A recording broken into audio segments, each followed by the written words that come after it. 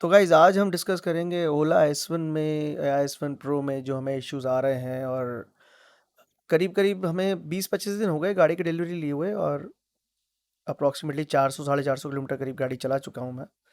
अब उसके बाद कुछ इश्यूज हैं जो आ रहे हैं गाड़ी में, मतलब कुछ चीज़ें अच्छी भी हैं बट कुछ नेगेटिव पॉइंट्स भी हैं।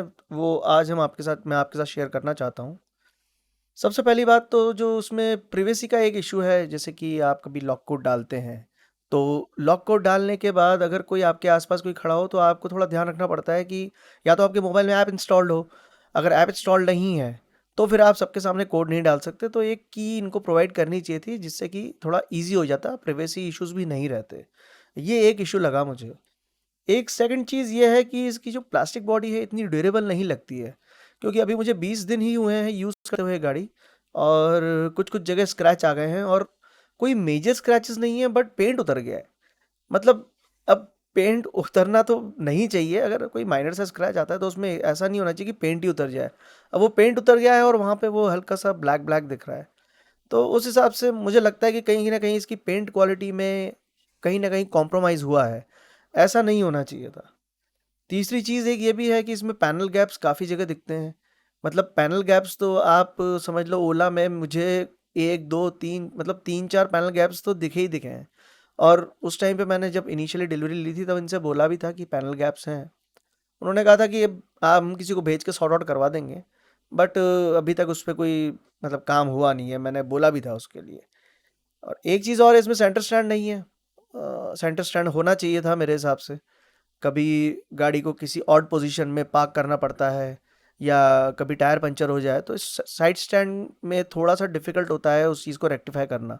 यूजुअली क्या होता है, अगर अपन सेंटर स्टैंड हो तो उसको गाड़ी को ढंग से खड़ा करके, और एक तो पंचर स्पेशली बनाने में बहुत इजी हो जाता है सेंटर स्टैंड से। तो सेंटर स्टैंड इन्होंने दिया नहीं, ऑब्वियसली एक्सेसरी की तरह दे रहे हैं। वही कॉस्ट कटिंग वाली बात है कि मतलब आपको कम में पहले गाड़ी देके और बाद में आपसे एक्सेसरीज, मतलब इनका यही तरीका है कि आपसे एक्सेसरीज बोल रहे हैं कि अगर आपको ये भी ऑप्शन चाहिए तो खरीद लो। तो ये गलत चीज़ है, ये स्टैंडर्ड चीज़ें हैं, काफ़ी गाड़ियों में आती है, तो ये चीज़ भी आनी चाहिए थी। एक हाँ, इसमें ग्रैब रेल्स भी नहीं है। मतलब अगर कोई पीछे बैठता है एंड अगर आप स्पोर्ट मोड में, हाइपर मोड में गाड़ी चलाओगे, तो पीछे वाले लोगों को ऐसा लगता है, बोलता है बचाओ, अरे क्या कर रहे हो, मतलब पकड़ने वाली बात आ जाती है कि एकदम मतलब झटका लगता है। मैं अपनी वाइफ के साथ भी बैठता हूँ तो बिल्कुल ऐसा लगता है, वो भी पकड़ लेती है, बोलती है अरे अरे धीरे चलाओ। तो वो एक ग्रैब रेल भी होनी चाहिए थी, क्योंकि कई बार बैक में जो भी बंदा बैठता है, अगर एकदम से गाड़ी पुश करती है, और ये गाड़ी पुश बहुत अच्छा करती है, तो अगर पुश करती है तो एटलीस्ट जगह होनी चाहिए पीछे की, मतलब आप पीछे से कंफर्टेबली आप बैठ सको। तो वो भी एक इशू है इसमें। अच्छा, चार्जिंग कैप जो है उसमें कोई लॉक नहीं है।